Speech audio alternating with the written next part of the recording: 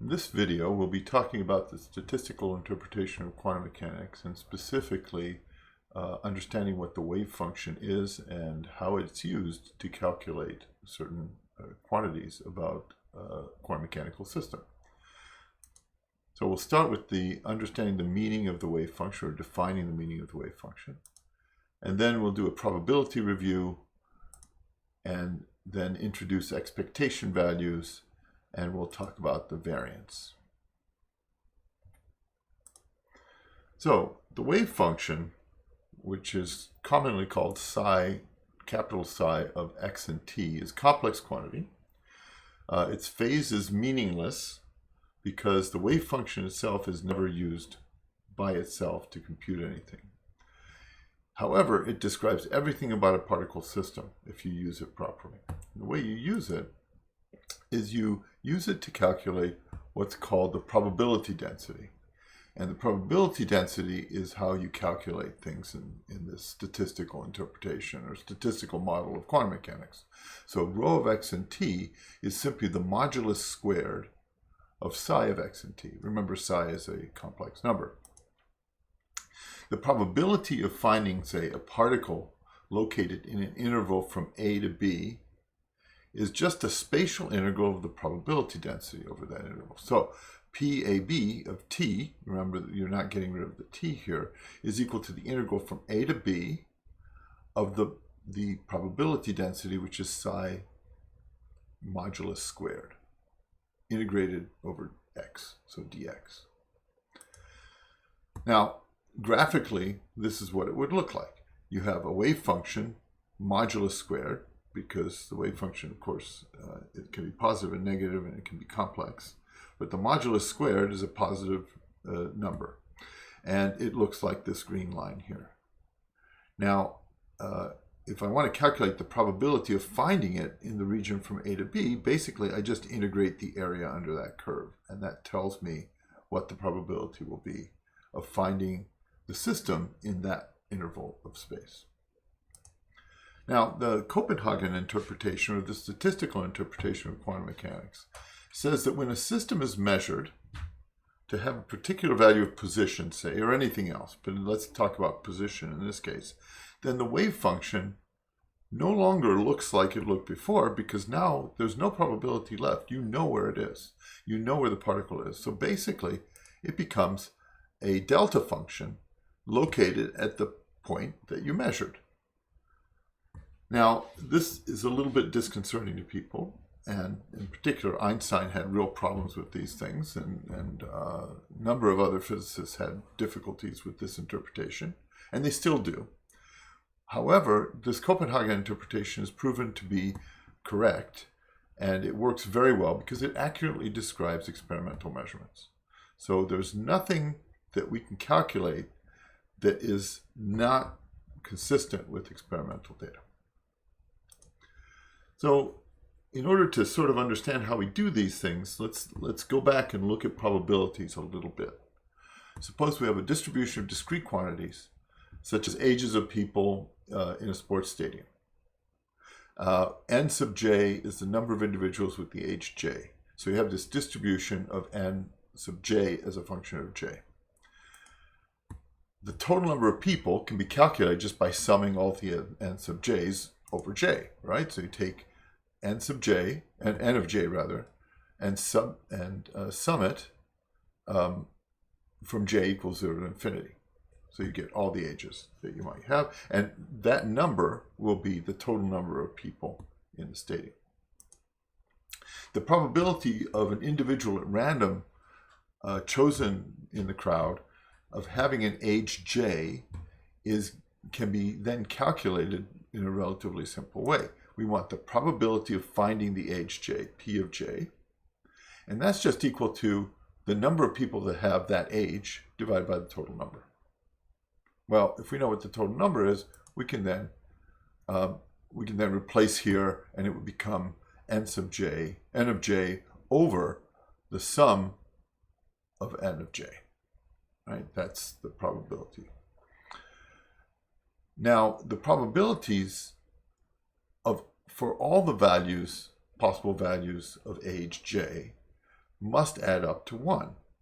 And so that statement says that if I take all the probabilities defined in this way and sum them all up from j equals 1 to infinity, I must get a 1. And the reason is, when I do this, I'm basically reproducing the same sum on the top that I have on the bottom, because in the bottom we have a common denominator we can pull out. Another quantity we care about is the average age. This isn't the most probable age, but the average age. And the average age, or the mean, can be calculated also. And that mean, which we put in these angle brackets for a reason which we'll explain in a few minutes, is equal to the sum, again this is j equals 0 to infinity, of j times n sub j over n. So if we're calculating the average age, we'll take and sum the age times the probability of finding that age, and then divide it all by the total number, and that gives you the mean age, or the average age. Well, if we now take this quantity here, put it back in, and realize that n of j over n is equal to the probability, this just says that the mean value of age is equal to the sum of the age times the probability of finding that age. And this now is exactly how we're going to use quantum mechanics. We know what the probability density is, and so we can calculate things by doing much the same thing.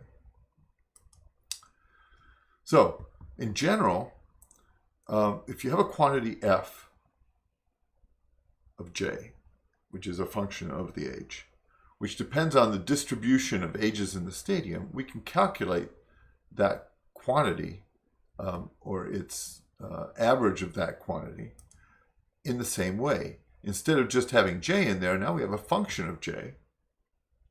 And instead of j here, we put the function of j here. But it's exactly the same as we had before, right? So this mean value of f of j is equal to the sum over j equals 0 to infinity of f of j p of j. Well, one particular quantity that we're interested in is called the variance. And the variance describes the width of the distribution.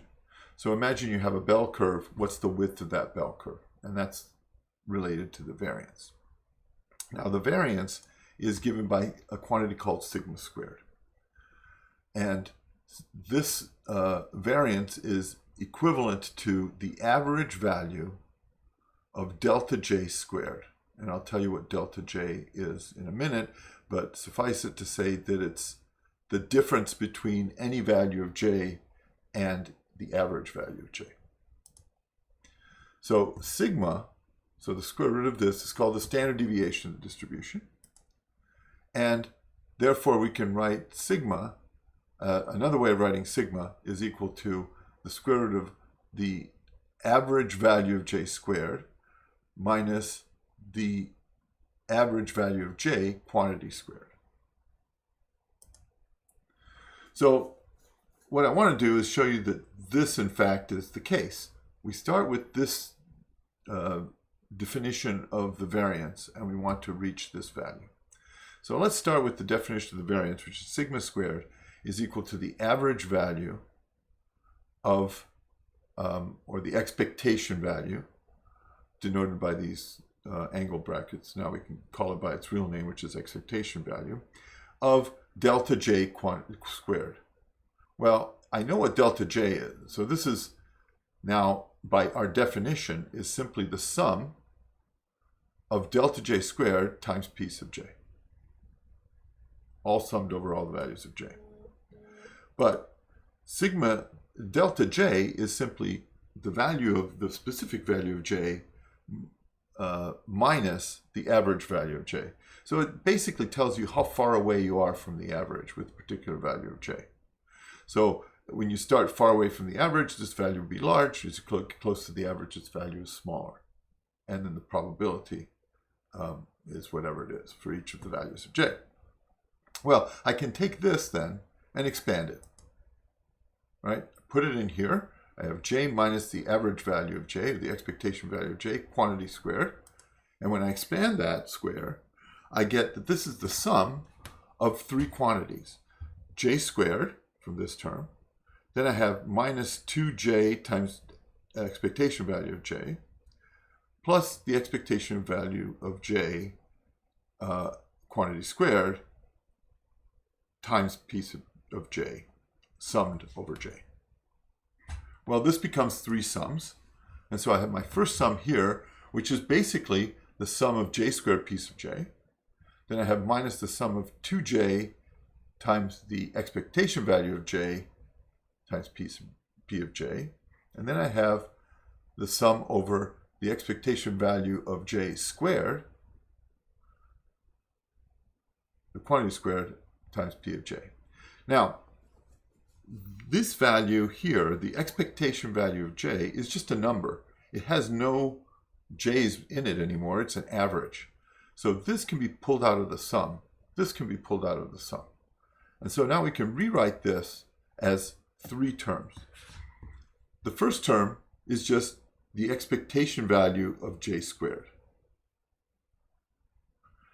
The second term is minus 2 times the expectation value of j, and then what we're left with in the sum is the sum of j piece of j, p of j, which is just the expectation value of j. So you get another expectation value of j there. And for the third term, you have the expectation value of j quantity squared can be pulled right out of the sum, and you're left with the sum over piece of j, which is just 1.